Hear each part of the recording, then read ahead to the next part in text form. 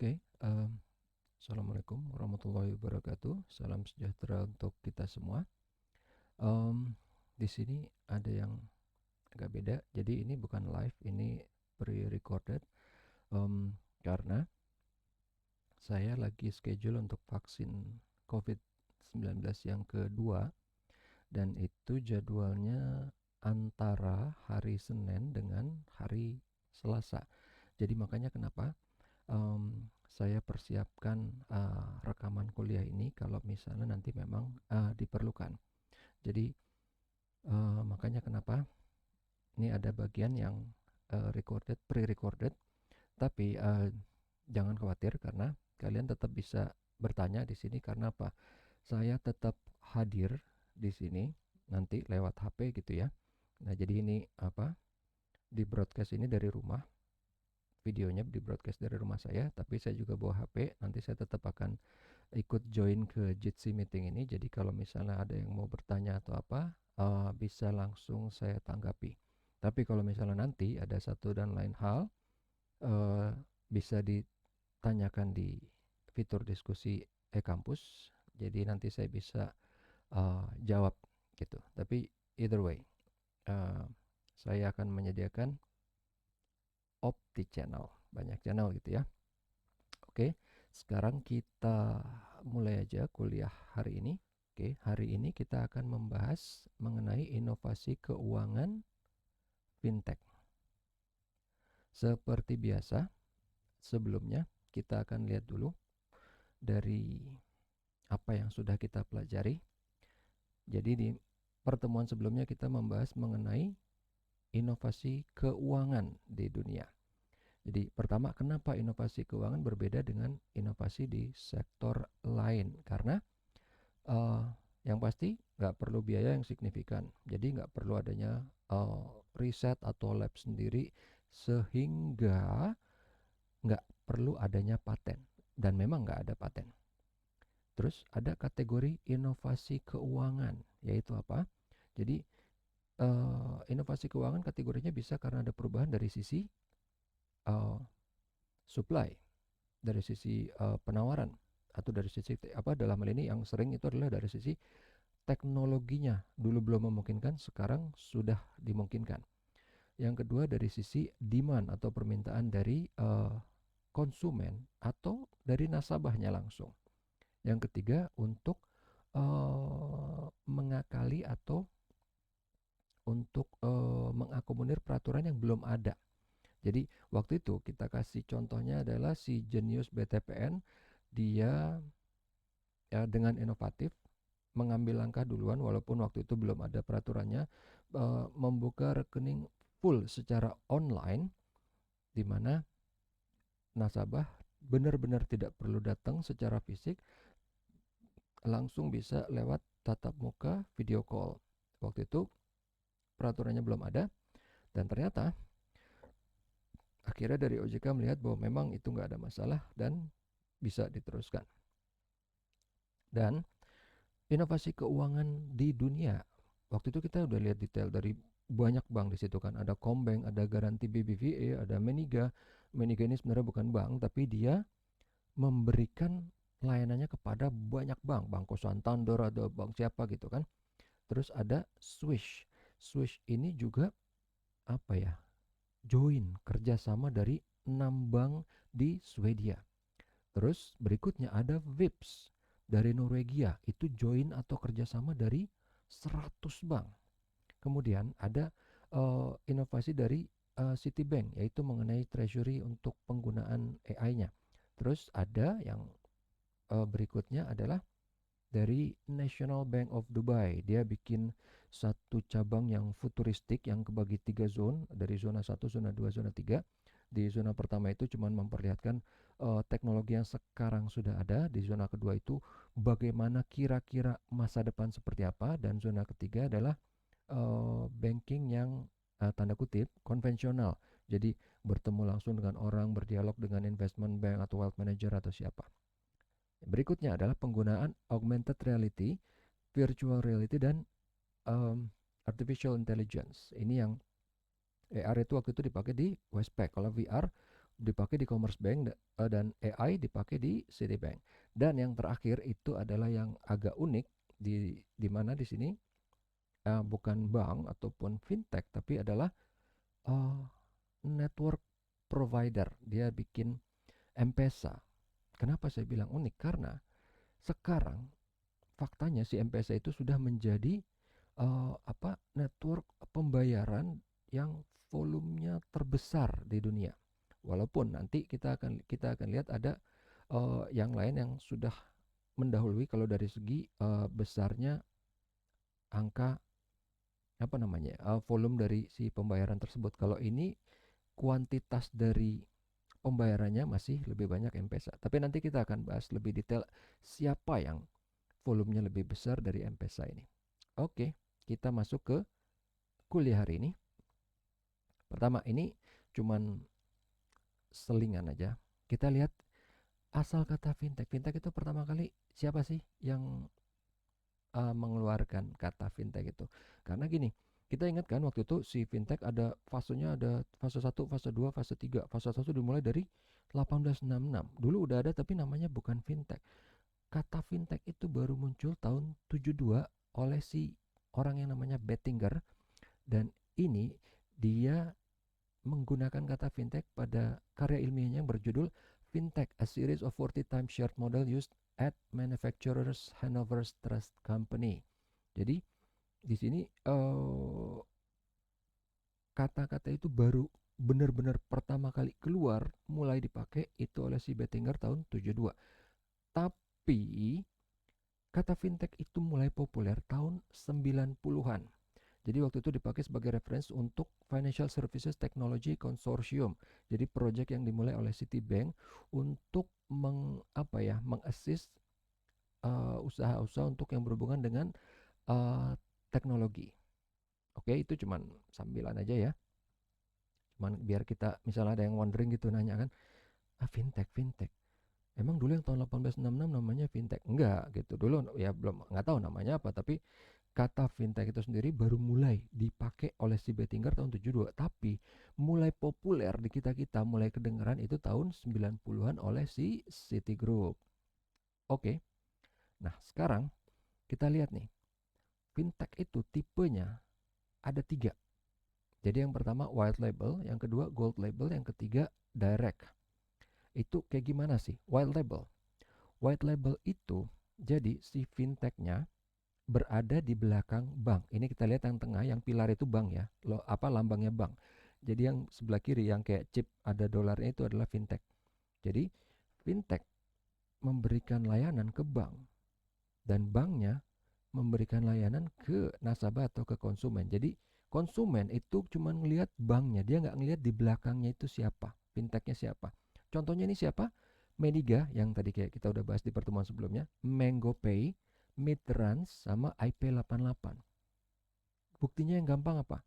Misalnya kita belanja di Tokopedia, Shopee, Bukalapak, Lazada, kita pakai BCA, transfer virtual account, itu yang nge-provide itu adalah fintech yang namanya Midtrans untuk BCA. Saya tahu karena memang kita waktu itu sempat pakai si Midtrans juga, dan ini memang udah termasuk salah satu yang besar gitu, yang terkenal.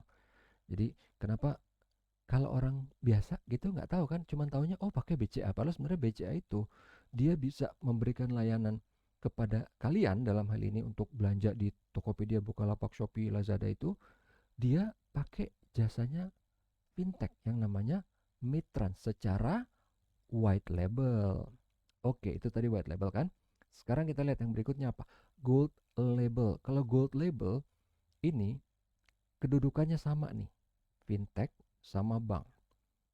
Kerja bareng, posisi negosiasinya sama, waktu menawarkan produk itu kedua namanya ada di pampang. Sehingga konsumen atau nasabah itu lihat dua-duanya. Contohnya yang gampang apa? Genius by BTPN. Kita tahu Genius ada logonya sendiri, tapi di bawahnya dia selalu bilang by BTPN. Dan ini nanti sama dengan yang kita lihat di pertemuan sebelumnya, yang bank digital yang udah ada, yang spin off-nya dari bank gitu kan. Itu nanti juga tipenya gold label karena apa? Ini dikasih lihat banknya ini adalah si fintechnya, dalam hal ini bank digitalnya. Dua-duanya disodorkan, sama kayak si Genius ini. Sama kayak Apple Pay juga, waktu dia misalnya mau nyodorin eh, pembayaran misalnya di mana nih? Di Amazon atau di mana? Atau misalnya, ini contoh aja ya, kalau di Amazon memang sudah terjadi. Misalnya Bukalapak itu bisa pakai Apple Pay misalnya. Jadi Bukalapaknya ada, tapi di Bukalapak dia juga ngasih lihat ini logonya Apple Pay, ini lambangnya. Itu kerjasama secara gold label. Ada lagi contohnya Kasasa sama Duola, tapi ini bahkan kita nggak pernah dengar. Saya aja agak jarang dengar gitu kan, baru baru sesekali dengar tahu gitu kan. Tapi oke, ya ada itu. Ini contoh yang lain. Makanya kenapa tadi saya kasih contoh yang lebih gampang, lebih oh, besar dan lebih gampang untuk kita bayangkan. Oke, sekarang kita lihat yang direct. Sebenarnya yang direct sih nggak ada yang aneh ya. Ya dari katanya, dari apa namanya direct berarti langsung. Ya ini banyak banget gitu kan yang kita udah pelajarin di apa financial disruptor. Di situ ada siapa sih? Ada PayPal, ada TransferWise, ada Kabbage, SoFi, banyak gitu kan. Itu yang direct langsung gitu, dan itu banyak banget kita udah tahu contohnya. Oke. Nah, tadi kan kita udah lihat bahwa di pertemuan sebelumnya pada kuliah ketiga tentang financial disruptors, kita sudah mengetahui fintech apa aja nih yang sudah sukses membuat gebrakan di dunia keuangan. Yang pertama, yang paling gampang itu kenapa? Dari sisi payment. Karena kan waktu itu kita ingat bahwa fintech muncul karena Krismon 2008. Tapi sebelum itu, fintech udah ada kan? Kenapa mereka banyakkan di pembayaran? Karena pembayaran itu pertama yang memang paling perlu untuk teknologi. Karena apa? Ya yang saya waktu itu bilang, bank bisa cepat, tapi mahal. Kalau mau murah, lambat. Fintech ngelihat celah dong di situ. Dia bisa masuk dengan cepat dan murah pakai teknologi. Gitu. Makanya kenapa kalau kita ngebahas nih di pembayaran pasti paling banyak itu fintechnya. Karena apa? Ya sebenarnya ada logika yang paling gampang sih. Di mana ada duit, ya pasti orang akan berkumpul di situ. Kurang lebih kayak gitulah ya logikanya. Nah, sekarang kita lihat nih. Ada yang pertama, ada siapa sih? Ada PayPal, ada Circle, ada TransferWise, Skrill, Alipay. Ini siapa sih? WeChat ya. Sebentar. Stripe. Ya ini yang lambangnya kayak bubble word itu WeChat. Ada Square, ada Stripe. Nanti kita akan bahas sebagian besar dari ini semua. Oke. Terus di pembiayaan dan manajemen keuangan ya. Ini ada Kabbage, Credit Karma, Robinhood, SoFi, Amazon sama Alibaba. Ya, nanti kita juga akan bahas ini satu-satu sebagian besar. Berikutnya, kita juga udah sempat ngebahas siapa nih? Pembiayaan dan manajemen keuangan, yaitu dari Kickstarter sama Indiegogo. Kita waktu itu, kalau kalian masih ingat, kita ngebahas masalah apa nih? Peer-to-peer lending sama crowdfunding. Crowdfunding itu apa? Ingat waktu itu kan yang saya bilang crowd rame-rame, funding berarti pembiayaan gotong royong atau rame-rame. Jadi kan kalau kita biasa nih misalnya, oh perusahaan ini minjem duit ke bank, oh pembiayaan oleh bank. Kalau ini crowdfunding, pembiayaan oleh rame-rame. Rame-rame itu harus ada yang koordinir. Nah, inilah gunanya si Kickstarter sama si Indiegogo itu. Dia mengkoordinir crowdfunding. Ada beberapa orang yang pengen ngefunding, misalnya ada project tertentu, dia yang koordinir. Ya, kurang lebih kayak gitulah ya. Kickstarter sama Indiegogo. Kalau peer to peer lending, yang gampang nih, kalau kalian pengen ingat, peer to peer lending itu anggaplah sebenarnya sama kayak bank, tapi ini yang ngelakuin fintech. That's it. Itu kan. Gampang kan? Jadi ini ada fintech yang misalnya duitnya gede, duitnya banyak, dia ngeliat siapa nih yang perlu, siapa nih yang perlu. Dia langsung secara proaktif dia pergi ke suatu platform, dia nyari di situ. Walaupun tadi kita udah lihat kan, ada dari pembiayaan itu ada lagi tadi kayak si Kabbage, ada SoFi. Kalau itu dia direct kan. Kalau si peer to peer lending dia nyari, dia ke platformnya dulu tertentu. Misalnya ada platform um, saya lupa ya. Kalau nggak salah kayak kitabisa.com atau apa, itu juga banyak di situ kan.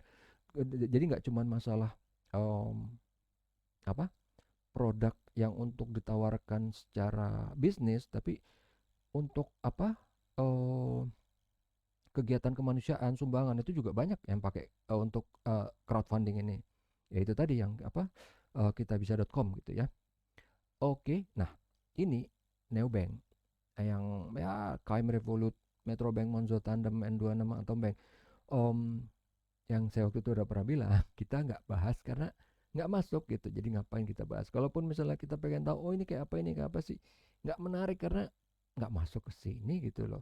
Ya kita tahu misalnya, oh si KM tuh bikin produk ini, bikin produk rekening koran yang nggak pakai biaya misalnya, atau yang bisa transfer kemana-kemana. Em, nggak menarik gitu.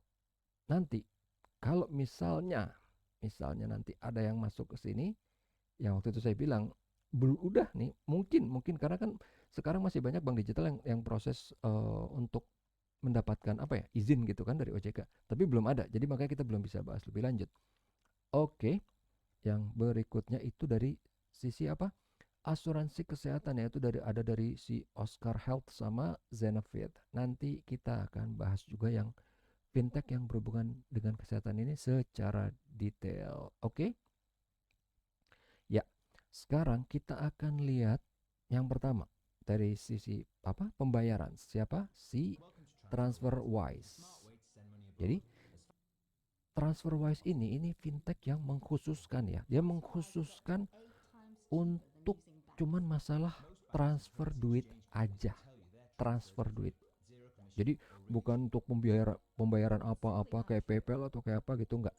Dia dari namanya aja ya transfer wise ya benar-benar dia emang cuman transfer. Emang pasarnya gede pak? Iya, ini buktinya. Jadi kenapa yang bikin orang-orang semua tertarik? Karena ini yang dia bilang kan, kurs. Karena kalau transfer pakai bank itu kelihatannya murah atau mungkin gak ada biaya, tapi kursnya itu jelek banget. Kita ngomongin karena apa? Kita cuma mungkin transfer $5, $10. Tapi kalau misalnya orang yang dia misalnya kerjanya di mana gitu, di luar negeri misalnya gitu kan, di Amerika gajinya US dollar dan dia mau transfer ke ibunya di sini nih di Jakarta, transfernya kan sebulan bisa ratusan mungkin ribuan dolar. Kalau kursnya jelek itu pengaruhnya gede banget. Makanya kenapa ini bisa bisa sukses, cuman ya tanda kutip cuman transfer doang.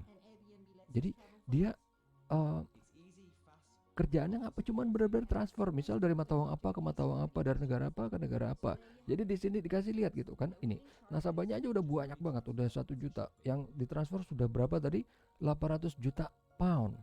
Jadi cara dia transfer itu sebenarnya nggak aneh, karena ini dulu sering banget dilakuin. Kalau kalian pernah dengar yang namanya si Western Union, sebelum itu dulu juga udah banyak gitu kan.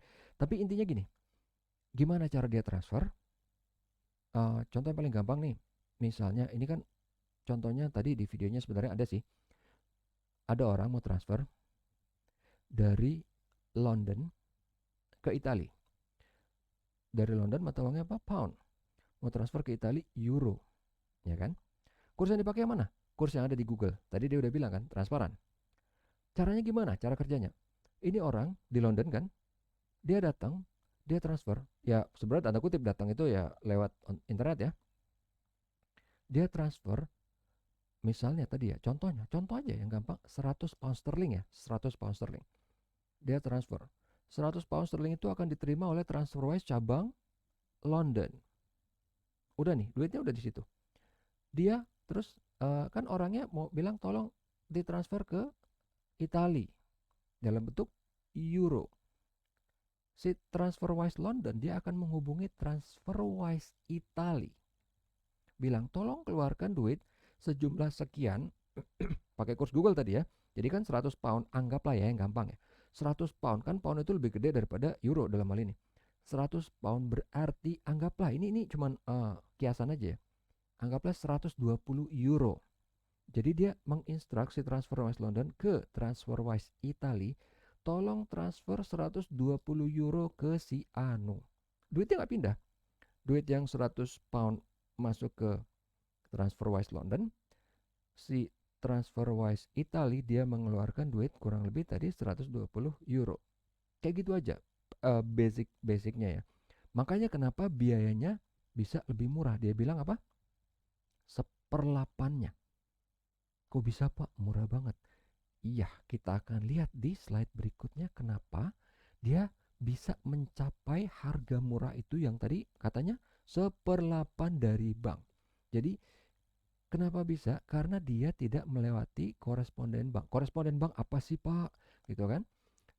Kalau bank yang biasa transfer dari bank ke bank itu kan pakai yang namanya SWIFT. Waduh Pak, SWIFT itu apa lagi? Tenang, SWIFT kita akan bahas ini secara singkat ya, karena saya nggak bisa bahas panjang lebar karena ini di luar dari skop mata kuliah kita. Cuman anyway nggak masalah. Saya akan bahas ini sebisa mungkin walaupun singkat supaya kalian bisa mengerti prinsip dasarnya aja. SWIFT itu pertama yang gampang, apa sih singkatannya? SWIFT, Society for Worldwide Interbank Fund Transfer. Secara simpel, SWIFT itu kayak WA grupnya para bank di dunia. That's it. Gampang kan? Interbank Messaging Network. Jadi cuman ini bank-bank ini cuma punya WA group gitu loh. Ini anggapannya ya, punya punya grup kayak WA group. Jadi di situ waktu pas mau transfer itu kayak tadi, duitnya tuh nggak ada yang pindah gitu kayak dikirim pakai surat atau apa, enggak. Jadi ada yang namanya nostro vostro. Nggak usah diingat karena ini mata kuliahnya beda. Nanti kalau misal di mata kuliah yang ekonomi uang dan bank mungkin iya. Nostro vostro. Nostro itu maksudnya adalah rekening kita dalam hal ini bank di dia di bank lain. Our account in their bank itu nostro. Kalau vostro, their account in our bank. Jadi anggaplah contoh BCA dan Mandiri. Dari BCA mau transfer ke Mandiri. Nostronya BCA itu adalah berarti rekening BCA yang ada di Mandiri. Karena tiap bank punya rekening di bank lain. Bahkan di luar dari masalah punya rekening di BI. Ya kan? Semua bank punya rekening di BI kan buat melakukan apa yang namanya RTGS itu kan, real time gross settlement. Tapi ini kita ngebahasnya yang bukan pakai BI, yang tiap bank punya rekening di bank lain, nostro vostro.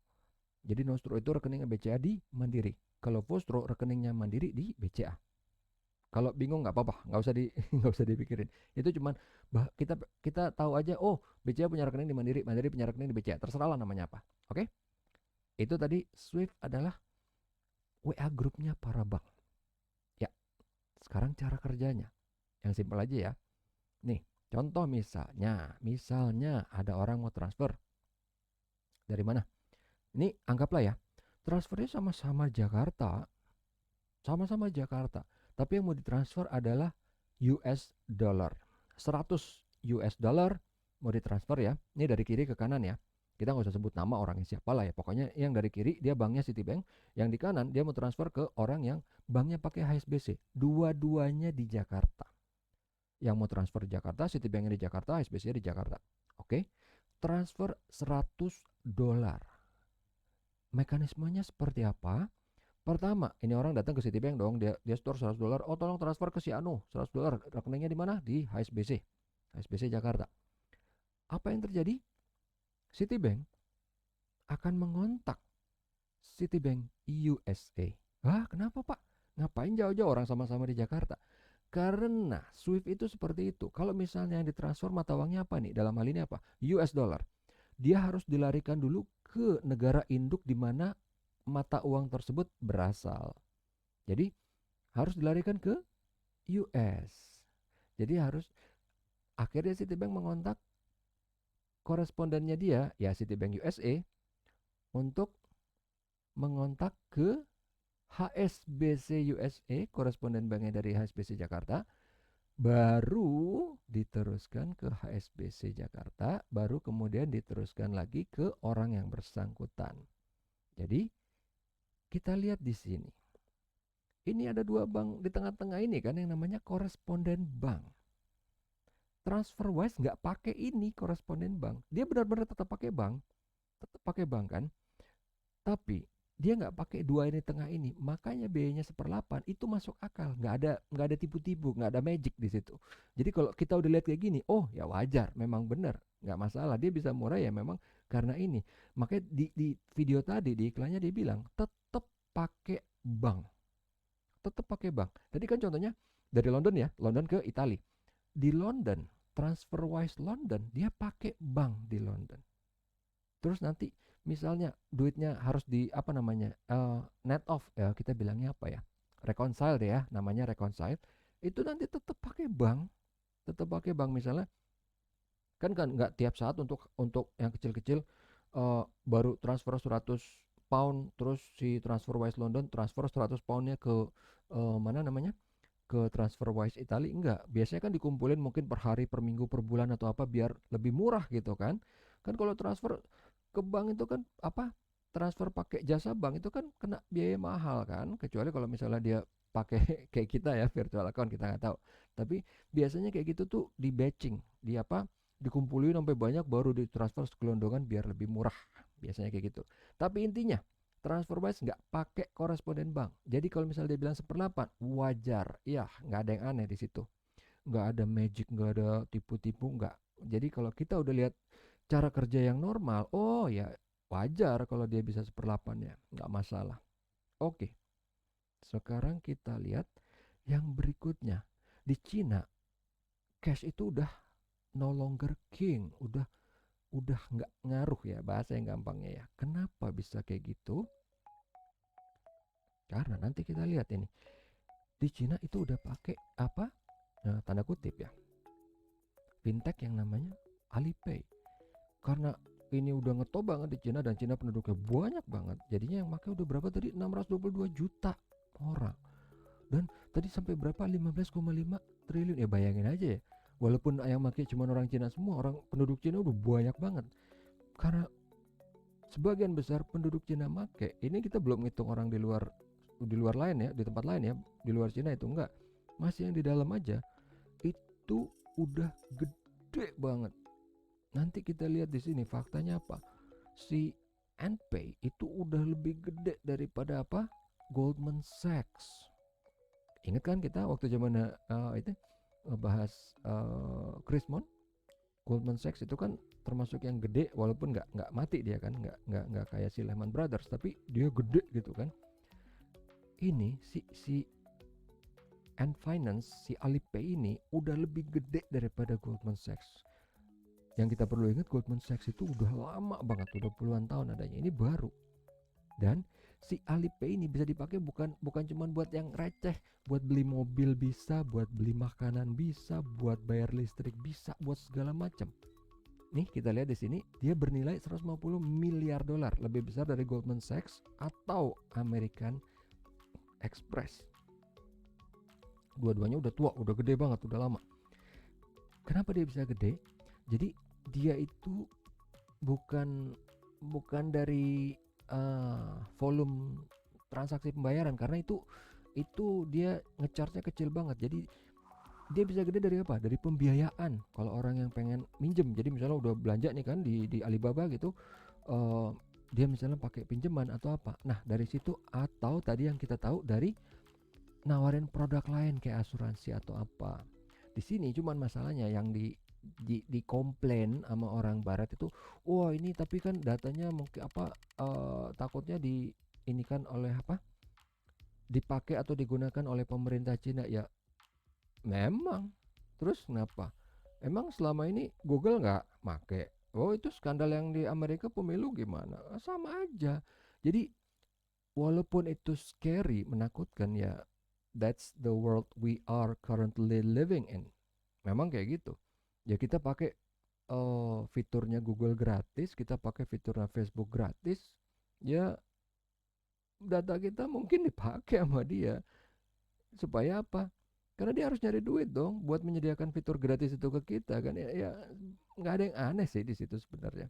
Jadi ini agak rese aja gitu kalau orang barat kebanyakan ribut bilang, "Oh, data kita gimana?" Lah lu sendiri gimana yang di Google, yang di Facebook, yang di Twitter, yang di Sony, yang di mana itu kemarin-kemarin jebol udah banyak banget juga. Ya santai aja lah kita kan, ya nggak, maksudnya bukan berarti itu bagus, cuman ya kenapa yang diresain itu yang kita yang di Asia gitu. Dia juga banyak gitu kayak gituan. Itu aja intinya. Oke, sekarang ini kan kita lihat tadi ya, 622 juta pengguna, transaksi sampai berapa tadi? 8 triliun US dollar. Makanya kenapa dia tadi katanya apa? Lebih besar, udah becoming bigger Dari siapa? Dari Goldman Sachs, dari American Express. Tadi yang saya bilang dia bukan menjadi besar karena ini dari biaya transaksi. Transaksinya kecil. Dari apa nih? Dari tempat lain, yaitu dari pembiayaan ataupun dari nawarin produk finansial yang lain. Yang misalnya yaitu tadi asuransi atau mungkin pembiayaan atau yang lain. Oke, sekarang kita lihat yang berikutnya yaitu Square. Jadi kalau kalian ingat-ingat nih, Square itu waktu zaman sebelum pandemi nih, kalau sering misalnya belanja nongkrong di cafe, di restoran atau apa, kalau sering lihat itu plastik kecil kayak gitu, nah itu Square. Jadi intinya itu kan tadi hardware-nya ya, dia nggak cuma nyediain hardware-nya, karena kotak kecil tadi itu namanya perusahaannya juga namanya Square ya, itu kayak NFC reader, magnetic reader sama chip card reader jadi satu. Tapi inti yang paling utama bukan itu, karena hardware kita gampang banget bisa beli di Tokopedia, di Bukalapak kan. Tapi yang utamanya adalah integrasi dengan sistem yang dia tawarkan. Itu yang paling penting. Itu yang paling penting, itu yang membuat dia bisa jadi besar. Jadi banyak apa namanya? Layanan ini yang dia berikan tanda kutip secara gratis atau mungkin jauh lebih murah dari nilai sebenarnya. Karena apa? Dia mengambil data dari misalnya restoran gitu ya, restoran pakai ini. Jadi nilai sebenarnya dari layanan dia, hardware dan softwarenya katakanlah 100 misalnya. Tapi si Square itu cuman tanda kutip cuman 30 atau mungkin 50 atau mungkin 70, tapi pokoknya intinya di bawah dari nilai sebenarnya. Karena apa? Dia ngambil datanya. Jadi data dari pemakaian si restoran, data dari apa semua untuk dimasukkan ke big datanya dia. Kalian udah mulai ngeh nggak nih? Ini banyak perusahaan sekarang kayak gini. Ya itu contoh yang paling gampang tadi, siapa sih? Facebook, Google. Dia ngasih apa-apa ke kita gratis. Androidnya gratis, Facebook layanannya gratis. Karena apa? Dia pengen datanya kita. Jadi datanya kita ntar dimasukin ke dalam big datanya dia supaya dia bisa jualan data. Kalau si Square, supaya dia bisa nanti ngasih pinjaman, dia bisa tahu nih tipikal kalau misalnya bisnis restoran restoran seafood kayak gimana sih, ntar tipikalnya bisnis kopi kayak gimana sih, cash flow-nya kayak apanya, supaya dia nanti bisa nawarin produk yang benar-benar spesifik. Ingat yang saya bilang, di era digital ini produk itu udah nggak bisa gitu satu produk dipaksain buat semua jenis, segala jenis orang, tapi produk benar-benar spesifik sesuai dengan konteks, sesuai dengan kebutuhan dan timingnya. Itu yang penting. Makanya kenapa orang berlomba-lomba nyari data. Jadi si Square tadi dia nawarkan suatu layanan dengan nilai 100, dia nggak masalah dibayar cuma 70 atau berapa, karena dia mau datanya gitu. Oke?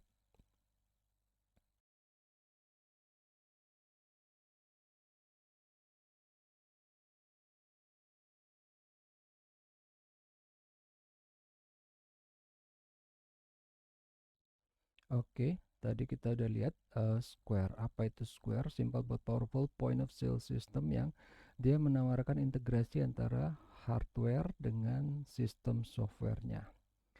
Oke, yang berikutnya kita akan melihat yaitu Robinhood.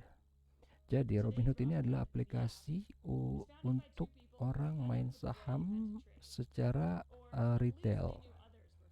Jadi kalau misalnya uh, kita mau main saham ketengan gitu ya, beli cuman berapa satu lot atau berapa, kalau dulu kita harus pakai aplikasi dari uh, pialang atau broker gitu ya, dan biasanya dari situ itu ada fee untuk jual maupun fee untuk beli. Jadi biasanya uh, 0,2-0,4% kalau zaman saya dulu ya, nggak tahu kalau sekarang udah berubah. Tapi intinya si Robinhood ini kenapa dia sampai super ngetop banget dan akhirnya dipakai banyak orang, karena dia menawarkan um, aplikasi untuk jual beli saham tapi gratis. Kok bisa gitu gratis? Karena um, Yang pertama yang pasti sama, bisnis modelnya sama seperti yang sebelumnya, dia ngambil data untuk dijual di tempat lain. Tapi khusus untuk si Robinhood ini, itu ada hal lain yang dilakukan untuk menutup biaya. Yaitu apa? Dia menjadi perusahaan yang masang posisi. Maksudnya gimana? Jadi kalau kalian pernah ingat dulu yang saya bilang waktu itu kasus Robinhood ini yang masalah hedging. Jadi kan kalau misalnya ada perusahaan yang dia mau jual sekarang, dia mau beli nanti di masa depan, atau sebaliknya mau beli sekarang mau jual di masa depan. Tapi intinya untuk jual beli biasanya itu perlu ada partner, ada yang jual ada yang beli. Nah, kalau misalnya dia memang pengen untuk hedging, dia pengen misalnya dia pengen jual sekarang tapi um, partnernya nggak ada, itu nggak kejadian kan. Jadi si Robinhood ini dia menawarkan diri untuk pasang posisi. Jadi sebagai partner untuk orang yang mau beli dia jual, untuk yang orang mau jual dia beli. Walaupun sebenarnya itu transaksi tersebut nggak terjadi dalam bentuk yang aktual. Kok bisa kayak gitu? Memang di bursa saham banyak mainan yang kayak gitu yang aneh-aneh, yang kayak tadi ya saya bilang contohnya short selling itu aja kan. Kan kalau kita biasa punya barang dulu baru dijual. Tapi kalau short selling itu bisa kebalikannya. Kita jual dulu baru beli gitu. Nah, si Robinhood ini dia memasang apa? Menawarkan dirinya untuk berpartner bagi perusahaan yang pengen nyari partner untuk jual atau beli. Dia dapat fee dari situ. Fee itulah yang dia pakai untuk membiayai operasionalnya sehingga dia bisa memberikan layanan jual beli saham itu gratis. Paling nggak itu adalah penjelasannya si Robinhood ini gitu. Jadi kenapa waktu itu tiba-tiba langsung banyak yang pengen, karena apa? Memang selama ini biayanya udah murah, tapi yang menawarkan gratis itu baru dia, makanya waktu itu heboh banget gitu ya. Kurang lebih kayak gitu, kurang lebih kayak gitu. Oke. Masalahnya soalnya sebenarnya kalau untuk Robinhood ini banyak banget yang saya bilang tadi, hubungannya dengan GameStop, hubungannya juga dengan dia ada tersandung kasus lain, tapi intinya kita sekarang cuma ngebahas si inovasinya Robinhood. Oke. Jadi di sini memang fiturnya sih singkat ya, cuman investasi saham tanpa biaya komisi. Tapi kalau kita lihat ini bobotnya, itu di mana perusahaan lain pasti ngasih biaya komisi, harus ada biaya komisi, sementara dia enggak. Makanya kenapa dia diminati banyak orang. Jadi ibaratnya gini, kalau kita pakai Facebook gratis, sosial media yang lain sama gratis, itu nggak aneh gitu loh. Tapi kalau misalnya kita makan di warung gratis, kan kalau di warung lain enggak, tapi di warung ini gratis, itu pasti sangat menarik perhatian gitu kan. Sama kayak gini kurang lebih. Nah, tadi kan kita nanya kenapa kok bisa gratis. Tadi yang saya udah jelasin bahwa dia uh, mendapatkan apa namanya istilahnya fee itu dari tempat lain, bukan dari transaction fee untuk jual beli saham. Oke. Ya, yang berikutnya ini kita akan lihat adalah si SoFi atau Social Media Financial Investment. Jadi anggaplah gini, yang gampang ya. Anggap kalian misalnya udah tahu investasi, anggaplah gini, kayak yang tadi yang Robinhood deh, investasi saham kan, jual beli jual beli. Tapi kalau ini itu si SoFi itu lebih kepada otomatisasinya. Maksudnya gimana? Pertama, dia itu udah cukup pinter untuk dibilang misalnya gini, saya misalnya punya SoFi ini, punya aplikasinya ya, saya apa jadi pelanggannya. Saya pengen 2 tahun lagi saya punya duit 2 miliar. Misalnya untuk beli rumah, atau gini, saya pengen punya rumah 2 miliar di daerah mana ya? Di daerah Bintaro misalnya gitu. Spesifik kan? 2 miliarnya buat apa? Buat rumah di Bintaro. Jadi dia udah ngeliat goalnya kita. Dia akan ngasih tahu nih investasi seperti apa yang cocok buat saya. Karena dia juga akan lihat profilnya saya seperti apa. Dia akan melihat ke sosial media. Jadi ini orang kan, kalau kita misalnya mau investasi yang biasa nih, yang normal, yang ala-ala kayak di bank atau di mana, pasti kita diinterview, ditanyain, Bapak itu orangnya kayak gimana? Bapak suka yang agresif atau enggak? Bapak ini duitnya duit yang boleh hilang atau enggak boleh hilang gitu. Maksudnya ini duit simpenan buat hari tua atau duit apa? Soalnya kalau duit yang nggak boleh hilang tanda kutip berarti kan investasinya harus yang konservatif. Tapi kalau misalnya, oh ini duit kalau hilang nggak apa-apa, berarti bisa yang agresif. Kurang lebih kayak gitu. Tapi itu kan kalau yang konvensional. Kalau yang si SoFi ini dia nggak nanya, dia akan langsung ngelihat kita orangnya seperti apa dari jejak digital kita di sosial media. Itu yang pertama, dia akan melihat supaya menentukan risk appetite. Risk appetite kita seperti apa? Kita orangnya suka gambling atau enggak? Kita suka orangnya yang konservatif investasinya atau yang suka gambling? Dia akan ngelihat jejak digital kita di internet untuk menentukan risk appetite kita. Tapi bukan cuma sampai situ. Tapi dia juga akan ngelihat goalsnya. Tadi contohnya apa? Rumah 2 miliar di daerah Bintaro, ya kan? Dalam jangka waktu, anggaplah tadi ya, misalnya berapa? Setahun apa 2 tahun? Kalau 2 tahun, dia berarti akan mecah dong. Kita perlu nabung tiap bulan berapa? Supaya nanti tiap bulan dapat return berapa, digabungin lagi, diinvestasikan lagi, supaya nantinya tercapai goal 2 miliar itu. Untuk beli rumah di daerah tadi apa? Bintaro. Jadi, misalnya, anggap lagi nih ya, yang gampang, 2 miliar 2 tahun, perlu nabung, anggaplah yang gampang ya, berapa jadinya? Misalnya 2 miliar itu 2000 juta kan, bagi 20, anggaplah 100 juta berarti ya, kurang lebih ya, kurang lebih harus nabung 100 juta per bulan misalnya ya. Bulan ini kita bisa nabung 100 juta, udah nih diinvestasi nama Sofi dong. Terus bulan depan kita cuma nabung 90 juta. Di bulan ketiga dia akan ngitung lagi karena totalnya berkurang kan, tapi ditambah lagi dengan return dari investasi kita seperti apa, bagus apa enggak. Nanti di bulan ketiga dia bilang, kalau tetap pengen on track, itu kita harus nabung berapa? Mungkin 90, mungkin 120 atau berapa. Tapi semuanya itu dia yang akan keep track, dia akan ngatur. Kalau misalnya gini, awalnya kita konservatif, tapi karena kita nabungnya nggak 100 juta, cuman bisa nyisihin 90. Terus dia bilang, dia akan nawarin, mau nggak kita switch supaya yang returnnya lebih tinggi, dalam hal ini berarti bukan konservatif, tapi yang lebih risky supaya tercapai itu tujuannya. Jadi kurang lebih dia yang akan maintain, oh ini goalnya 2 miliar, cara mencapainya kan bisa berubah-ubah, bisa tadinya mau yang konservatif tiba-tiba jadi risky atau gimana, sesuai dengan keadaan kan. Karena kalau misalnya semuanya berjalan sesuai rencana sih nggak ada masalah, nggak perlu komputer, nggak perlu sofa, nggak perlu aplikasi kan. Tapi kita di budget harus nabung 100 juta ternyata kurang, atau harus 10 juta ternyata kurang, biarin si aplikasi ini yang mikir, si sofa ini yang akan mikir supaya goalnya tercapai, kurang lebih kayak gitu. Karena um, di sini udah ada yang kayak sofa, karena waktu itu di perusahaan tempat saya bekerja pernah bikinin yang kayak gini untuk PNM, Permodalan Nasional Madani. Jadi untuk apa? Bentuknya aplikasi Android ada, iOS ada, sama ada di website.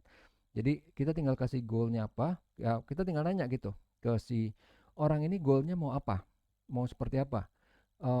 Kayak tadi misalnya kan, setahun lagi saya mau liburan ke misalnya ke Karibia, biayanya berapa?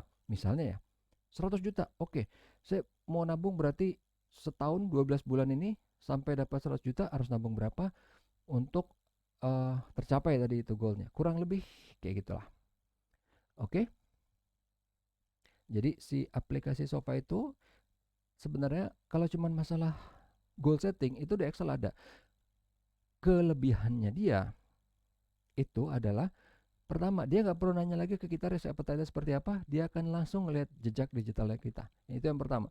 Yang kedua, dari goal setting itu kalau misalnya kita deviate, menyimpang, dia akan mengkalkulasikan ulang. Ya, anggaplah nih yang gampang ya, kayak Google Maps kan, kita pergi misalnya mau ke daerah Blok M, di depan harusnya belok kanan, ternyata kita belok kiri, dia reroute dong, recalculate kan, kurang lebih kayak gitulah ya, logiknya yang gampang berpikirnya. Jadi kenapa aplikasi ini menarik? Karena dia bisa bereaksi terhadap sesuatu kalau misalnya kita kegiatannya atau kelakuannya di luar dari prediksi dia gitu. Ya, kurang lebih kayak gitu. Karena itu kan yang membuat aplikasi itu jadi menarik buat kita. Karena apa? Dunia ini praktek itu selalu beda gitu sama teori. Kita udah bikin teori bagus-bagus, ternyata pas di prakteknya beda. Kurang lebih kayak gitu. Karena praktek yang beda, kita perlu ada satu komputasi, kekuatan komputer supaya bisa mikirin yang kayak tadi kan, rekalkulate kalau misalnya, harusnya kita belok kanan ternyata akhirnya kita beloknya ke kiri, itu gimana? Kalau zaman dulu kan, pusing tuh, mungkin kita muter balik, mundur atau gimana. Kalau misalnya ternyata ada jalan lain, dia akan ngitung, dia akan nyariin buat kita. Itu enak ya kan? Kalau pakai teknologi. Oke, sekarang kita lihat yang berikutnya ini siapa? Ini Oscar. Jadi, ini adalah kayak health insurance, asuransi kesehatan. Tapi intinya ya, yang paling gampang gini aja. Ini tuh buat konsultasi jarak jauh sama dokter. Dan sekarang itu makin kelihatan gunanya, pentingnya. Karena kita nggak boleh kemana-mana, tapi misalnya tiba-tiba ada yang sakit, ada yang gimana, itu harus ngapain? Konsultasi lewat jarak jauh, lewat video call, lewat WhatsApp atau lewat apa. Tapi yang lebih menarik lagi, bukan cuma itu. Pertama kan ini kayak kita GoFood mau pesan makanan, kita cari dulu ininya apa kan, makanannya apa, yang lagi promo apa atau gimana. Tapi nanti juga dia akan otomatis nyariin, driver yang paling dekat dengan kita siapa, nanti akan dihitung ininya berapa. Jadi kalau ini dia akan lihat dokter yang paling dekat siapa yang available. Tapi ntar kita tetap bisa milih. Kalau ini untuk dokter, kalau driver nggak bisa milih kan. Dokternya ada siapa yang lagi available. Mau yang ini apa enggak? Enggak, saya mau yang misalnya yang pengalaman, saya nggak mau yang masih muda misalnya gitu ya. Pengen yang ini, kita tetap bisa milih. Tapi intinya dia akan ngasih lihat nih, tanda kutip, perbendaharaan dokternya banyak nih. Jadi kalau kita pas lagi mau konsultasi, kita perlunya dokter apa? Misalnya gitu ya. Dokter THT misalnya. Dokter THT yang dekat sini ada berapa puluh, berapa ratus. Ini mau datang atau mau konsultasi aja? Kalau konsultasi berarti nggak perlu yang dekat-dekat kan? Yang jauh selama dia available nggak masalah dong, ya nggak? Jadi dia akan milih, ini loh dokternya ada, yang tersedia tuh ada ini, misalnya ada 10 atau berapa. Kita tinggal milih, mau yang mana. Mungkin sesuai dengan rating atau apa gitu ya. Kita milih, nanti kita tinggal video call atau mungkin WhatsApp atau apa. Nanti dokternya akan balas seolah-olah kayak kita datang gitu loh. Jadi, penyakitnya apa, keluhannya apa, ini. Kamu tinggi badan berapa, berat badan berapa, kurang lebih kayak gitu. Nanti dia akan kasih diagnosanya apa, terus obatnya apa, treatmentnya seperti apa. Jadi ini di kita itu udah ada kalau nggak salah yang namanya Halodoc, ya kan? Halodoc. Tapi bedanya, kalau Halodoc itu benar-benar pure konsultasi aja, belum dibundling dengan health insurance. Kalau si Oscar ini udah, tinggal nanti misalnya asuransi ikutan masuk gitu ya, insurtech ini masuk, dia bundling ikutan kerjasama sama si Halodoc. Jadi dia kayak si Oscar ini. Jadi apa? Yang waktu itu saya pernah bilang, kalau untuk masalah si Oscar Health ini, untuk asuransi yang canggihnya dia itu sama kayak tadi, seperti si SoFi. Dia nggak perlu lagi interview orang, kamu orangnya seperti apa-apa. Dia akan lihat sendiri jejak digitalnya kita di sosial media. Dan kalau untuk hubungannya dengan si asuransi kesehatan, dia akan lihat kan kalau di fitness atau apa itu kan ada device khusus yang kayak namanya apa sih, Fitbit atau mungkin yang dari Nike atau apa. Bahkan kalau si Samsung Gear atau Apple Watch itu kan juga udah ada ininya ya, buat detak jantung, tekanan darah atau apa segala macam. Itu juga yang dia bisa akses gitu. Jadi kan kita misalnya nih mau apply untuk si Oscar Health. Dia akan bilang kan, kamu punya Fitbit apa enggak? Punya. Username-nya apa? Ntar saya akan akses datanya. Jadi nggak perlu bilang lagi, saya orangnya olahraga. Buktinya apa? Mana coba lihat ininya, Fitbitnya. Gitu. Jadi nggak perlu lagi gitu interview. Dia akan langsung lihat. Kalau emang kita beneran sehat, akan kelihatan dari aktivitas si Fitbitnya kita kan, dia akan kasih premi lebih murah. Kurang lebih kayak gitu. Oke? Sekarang kita akan lihat ini siapa sih, Cabbage. Jadi kalau si Cabbage ini intinya itu apa? Intinya itu dia pembiayaan. Pembiayaan biasa kan banyak di bank juga udah ada gitu kan, ngasih pembiayaan. Yang bedanya apa? Pertama, dia tanda kutip ya, prosedurnya nggak seribet bank karena dia nggak menginterview, nggak perlu dia orangnya datang ke bank atau banknya datang ke tempat usaha dia, nggak. Dia cuman ngelihat dari cash flow aja. Jadi misalnya nih, Kita nggak bisa langsung datang, Pak mau pinjam, nggak bisa. Kalau ke Cabbage nggak bisa kayak gitu. Jadi datang, di manage dulu, di maintain cash flow-nya sama dia, ngeliatin duit masuk duit keluar berapa. Kalau misalnya nanti emang perlu, dia akan kasih. Misalnya gini, karena jangan sampai kalau di bank itu banyak, terutama untuk bagian kredit gitu ya, kredit analis atau apa, ada yang namanya side streaming. Jadi kredit peruntukannya nggak sesuai. Jadi misalnya dia minta kredit untuk modal kerja tapi ternyata untuk kawin lagi, dan itu banyak kasusnya dulu waktu saya di bank. Atau misalnya kemampuan dia buat bayar cicilan itu cuman untuk pinjaman 100 juta, tapi dia maksa pengen minjem 500 juta. Kalau misalnya dikasih, akhirnya dia kesulitan, dia nggak bisa bayar cicilan gitu. Jadi si Cabbage ini dia pengen ngelihat, oke, perusahaan kamu, coba saya lihat cash flow-nya, saya akan teliti dulu, apa ya namanya, bukan di audit ya, dilihat selama misalnya seminggu atau sebulan seperti apa. Oh, kamu bisa, misalnya kamu pengen memperluas usaha misalnya gitu ya, perlu pembiayaan sekian, nggak bisa lebih. Karena apa? Kemampuan kamu untuk uh, membayar cicilan itu cuman segini misalnya. Kalau lebih, nanti usaha kamu malah jadinya berantakan. Kurang lebih kayak gitu. Jadi ini juga sekaligus mendidik si bisnis kecil dan menengah, karena kebanyakan dari mereka tuh menganggap oh nanti bisa, ternyata akhirnya jeblok gitu loh. Jadi ini dia langsung ngasih buktinya gitu. Ini loh cash flow kamu segini, kemampuan kamu nanti untuk bayar cicilan cuma segini, ya udah kamu nggak bisa minjem lebih dari ini. That's it gitu. Jadi kalau misalnya iya, itu akan langsung dan prosesnya lebih cepat daripada cuman kalau dari bank, kalau dari konvensional. Karena apa? Dia proses data itu oleh komputer gitu, bukan pakai orang. Kan kalau misalnya kita datang ke bank, Pak saya perlu pinjaman berapa, 500 juta. Kamu bisnisnya apa? Oh, nih surat-suratnya apa? Oh, lama. Maksudnya ya walaupun bank itu bilang, oh kita cepat, nggak mungkin secepat dari komputer gitu. Karena kalau dia benar-benar ngelihat dan benar-benar langsung ngambil kesimpulan. Jadi kalau misalnya data apa namanya, cash flow kita udah ada soft copy-nya gitu ya. Misalnya gini yang gampang, saya berbisnis, saya pakai PayPal, saya tinggal ngasih lihat ke si Cabbage. Saya misalnya bisnis misalnya udah 5 tahun, saya akan ngasih lihat nih cash flow saya di PayPal, dia akan lihat sendiri. Udah selesai dia nganalisa, yang pasti kurang dari sejam dia langsung udah bisa kasih approval, saya bisa dapat pinjaman berapa, secepat itu. Tapi kalau misalnya kita nggak punya jejak digital gitu, ya itu nggak bisa.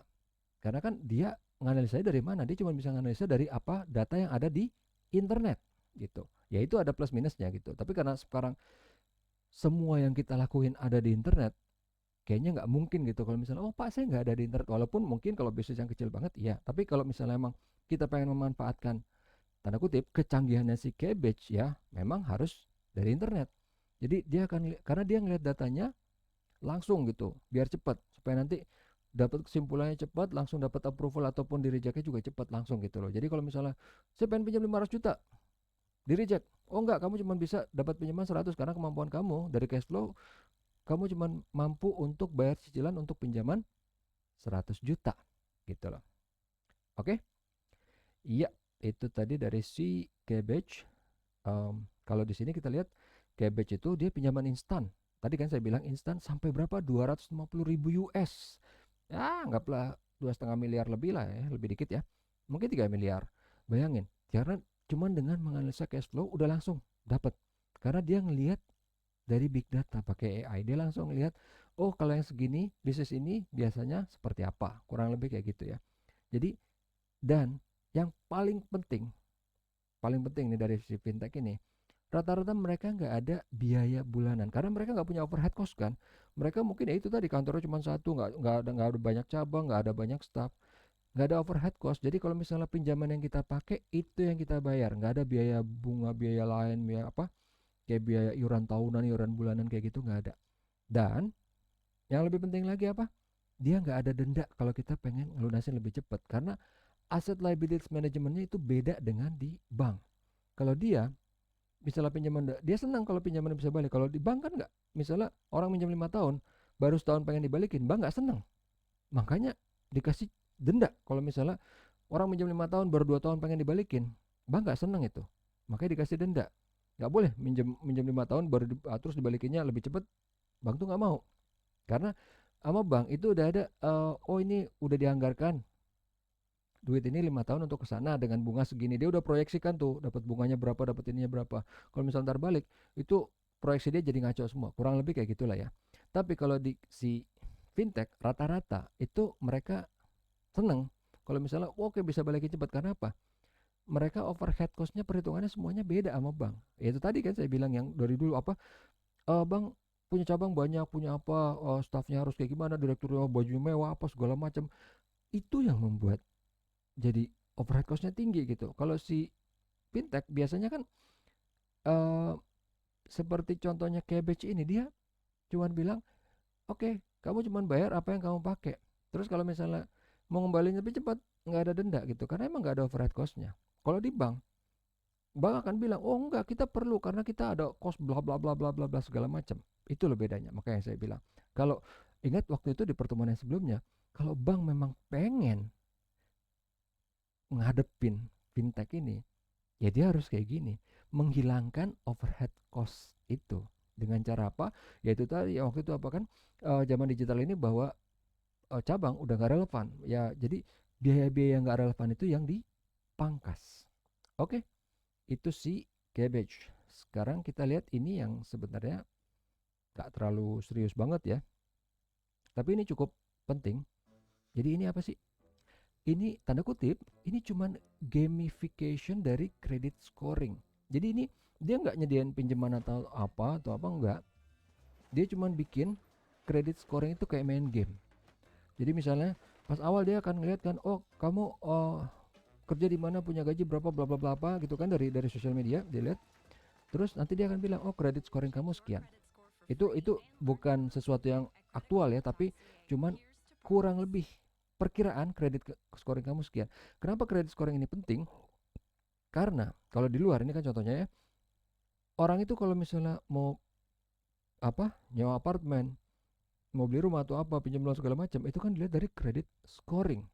Jadi kalau kredit scoringnya bagus, dia bisa, eh, nyewa apartemen yang lebih proper gitu, lebih bagus atau gimana, atau mungkin dia bisa dapat pinjaman yang lebih bagus, yang dengan bunga lebih rendah, atau apa pinjamannya lebih gede. Makanya kenapa dia, nyari celah di sini si Credit Karma ini untuk bikin credit scoring itu kayak main game gitu. Pertama, oh tadi kan di sini dilihat kan contohnya, oh credit scoring kamu masih rendah nih, masih awal-awal. Supaya tinggi ngapain? Oh kamu misalnya apa, kartu kredit bayarnya jangan telat-telat misalnya ya. Jangan telat supaya nanti kredit scoring kamu naik. Ntar begitu dia ngelihat, wah kartu kredit bulan ini udah nggak telat, kredit scoringnya naik. Ntar terus misalnya ada apa lagi? Kalau misalnya, mobilnya tadi yang nggak diasuransiin, terus sekarang, oh udah ada asuransinya, ini buktinya, kredit scoringnya naik lagi. Kelihatannya simple kan? Cuman cuman apa sih? Kayak dibikin kayak main game aja gitu. Tapi gamification di fintech itu termasuk, ya bisnis yang serius, memang bisnis semua serius sih. Cuman termasuk bisnis yang gede. Kenapa? Karena gamification itu sekarang udah banyak diminatin orang, karena dengan gamification orang bisa banyak belajar tanpa merasa diguruin, tanpa merasa pusing gitu. Contoh yang paling gampang, kalau kalian misalnya nih, om belajar di kelas kayak gini gitu ya, mungkin agak pusing gitu kan, capek ngelihatnya, suntuk atau apa. Tapi kalau misalnya kalian ngelihat di YouTube, walaupun itu sama materinya, misalnya materinya sama-sama financial ya, sama-sama rumit, tapi, tapi nggak, yang di YouTube itu karena orangnya mungkin lebih ketawa, lebih apa, atau dibikin lebih menarik, animasi lebih lebih lebih apa gitu. Tapi intinya proses itu namanya gamification. Jadi membuat sesuatu itu lebih fun.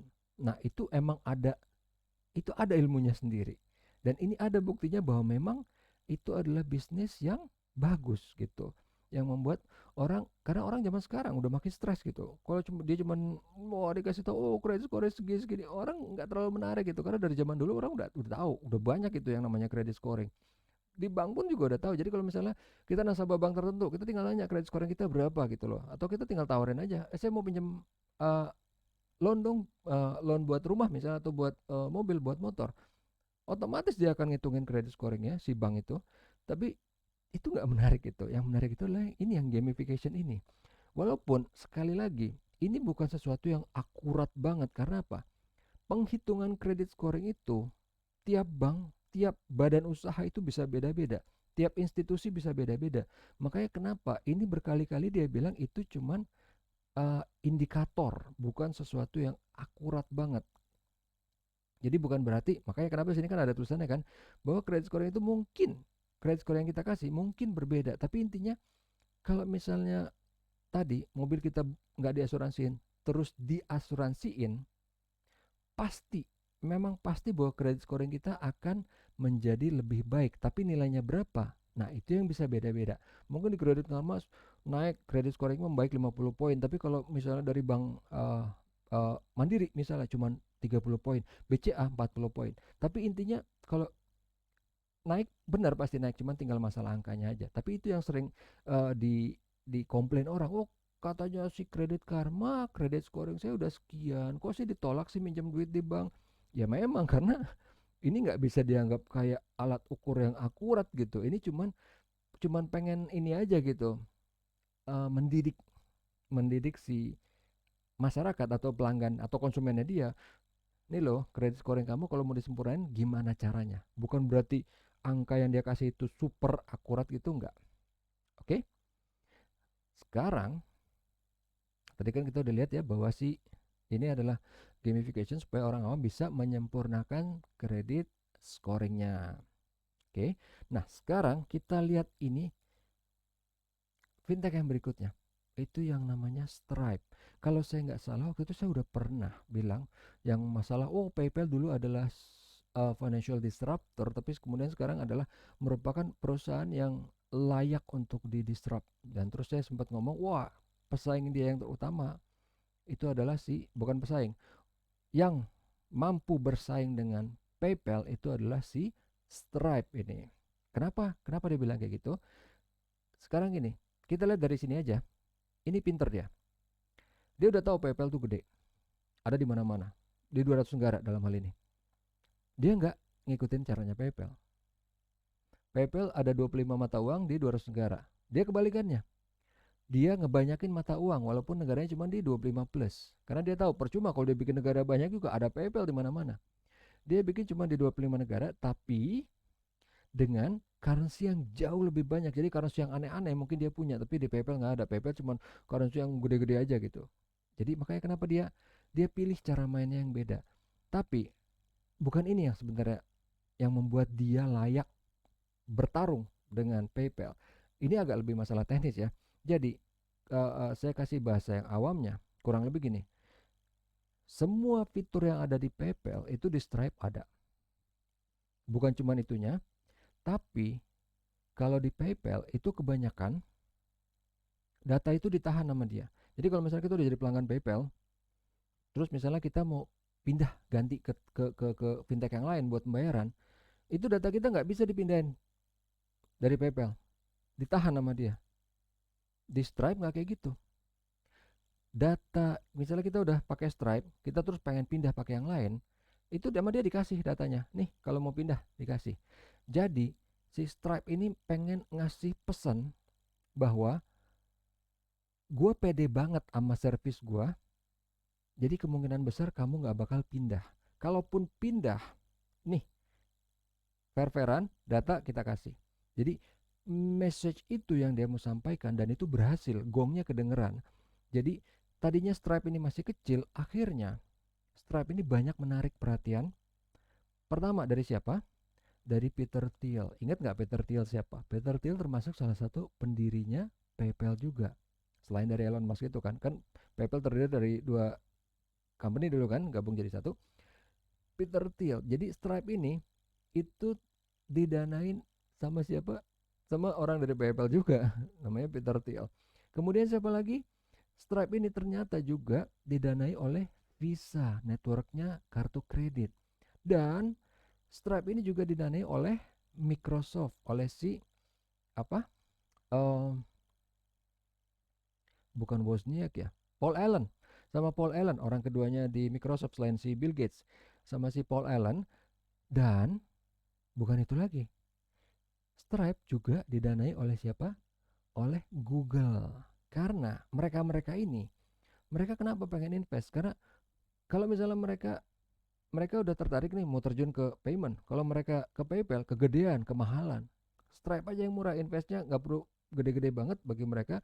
Mereka nanti udah bisa dapat teknologi yang setara dengan si PayPal kan. Jadi kenapa Visa mau invest? Karena dia mau ngambil teknologinya Stripe buat dipakai di network kartu kreditnya dia. Google juga mungkin gitu buat Google Pay. Microsoft juga gitu buat Microsoft Pay. Dan kalau kita lihat di sini si Stripe itu juga udah bisa apa? Di sistemnya dia udah bisa kerjasama Goldtable ya. Pakai apa? Alipay, Apple Pay, Google Pay, WeChat sama Microsoft Pay. Oke. Nah, sekarang kita akan bahas untuk menghadapi UTS ya. Jadi formatnya kalau mungkin kalian pernah dengar dalam bentuk Google Form. 50 soal pilihan ganda, waktu 100 menit, jadi dan satu soal bernilai 2 poin. Selama pekerjaan 100 menit itu nggak ada soal wajib. Jadi yang wajib diisi itu cuman kalau saya nggak salah email, nama, sama NIM ya. Nanti kalau untuk soal nggak ada yang required. Jadi misalnya kalian nggak sengaja tekan tombol submit ya udah ke submit itu, tapi nilainya 0 gitu. Dan ini waktu nggak dibatasin secara manual. Nggak dibatasin secara manual ataupun otomatis sih ya. Tapi karena dari Google Form itu kelihatan submissionnya jam berapa, itu pokoknya kalau submission di atas 100 menit akan saya kurangin nilainya. Jadi 1 poin berkurang nilainya tiap keterlambatannya 5 menit atau bagian dari 5 menit. Oke. Dan urutan jawaban dan urutan soal akan di shuffle, itu emang fitur dari si Google Form ya. Soal hanya boleh dikerjakan sekali, oke lah, karena emang di situ pakai email. Walaupun ini nggak mencegah, sebenarnya kalian bisa aja kan punya email banyak itu tinggal pakai.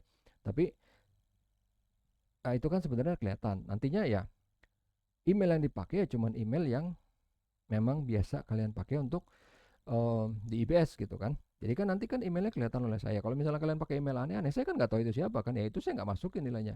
Jadi misalnya kalian mau pakai 2 3 email gitu, tapi ntar yang nilainya bagus itu email yang ajaib gitu. Walaupun kalian bilang, Pak ini saya nggak mau terima. Pokoknya yang dipakai harus email yang normal, tanda kutip gitu ya. Dan seperti biasa, jawaban akan hilang kalau di browser diklik refresh ya iyalah. Semua orang kayaknya udah tahu nge-serve web kayak apa gitu ya. Kalau kita nge-refresh itu semua pasti akan reload, pasti akan ke reset gitu. Jadi kalau misalnya itu terjadi, wah saya harus ngulang lagi. Ya udah ngulang tapi dengan konsekuensi tidak akan ada penyesuaian waktu. Oke, jadi makanya jangan jangan iseng gitu misalnya, udah ngerjain, udah kerjain sampai 80% terus tiba-tiba klik refresh, ya itu bukan salah siapa-siapa gitu loh. Ya udah ngulang, tapi tidak akan ada perpanjangan waktu. Dan soal didesain tidak hanya untuk menguji pemahaman, tapi juga untuk memperdalam. Maksudnya gimana? Karena di sini nanti akan ada soal yang kalian nggak perlu ingat dari bahan kuliah, cuman ngelihat dengan common sense kalian bisa tahu. Tapi di situ saya juga pengen ngasih message. Oh ternyata ini udah ada. Oh ternyata ini kayak gini tuh. Jadi eh ya saya nggak bisa ngasih tahu secara lebih detail lagi karena ntar ketahuan gitu. Tapi intinya dengan common sense saja kalian udah bisa tahu itu. Jadi ini untuk memperdalam pemahaman kalian. Yang terakhir, semua soal diambil dari materi presentasi dan audio. Ya, jadi bukan cuman ngelihat PowerPoint. Kalau ngelihat PowerPoint aja nggak cukup. Jadi harus lihat juga audionya atau kalau mau yang gampang lihat videonya sekalian di YouTube. Oke? Nah, ini contoh salah satu soalnya. Jadi fintech yang bernama Kredit Karma bla bla bla itu kan kalau jawabannya red label ini salah. Tapi di sini saya nggak ngasih tunjuk jawaban yang benarnya apa. Tujuannya apa? Supaya kalian nggak mencoba berulang-ulang supaya dapat jawaban yang benarnya. Kurang lebih kayak gitu ya. Dan kalau mau latihan, saya udah kasih ada Google Form yang untuk nyoba-nyoba gitu ya. Kisi-kisinya itu saya udah kasih ada di fitur diskusinya e-kampus. Oke, ini adalah akhir dari uh, pelajaran saya, karena untuk yang berikutnya ini yang teknologi fintech nanti yang ngajar adalah Pak Zulkifli. Jadi di sini sekalian saya ucapkan good luck untuk UTS-nya dan sampai bertemu lagi nanti di lain waktu. Em, Kalau misalnya ada kesalahan atau apa, saya mohon maaf. Oke, saya sudahi aja sampai di sini. Assalamualaikum warahmatullahi wabarakatuh.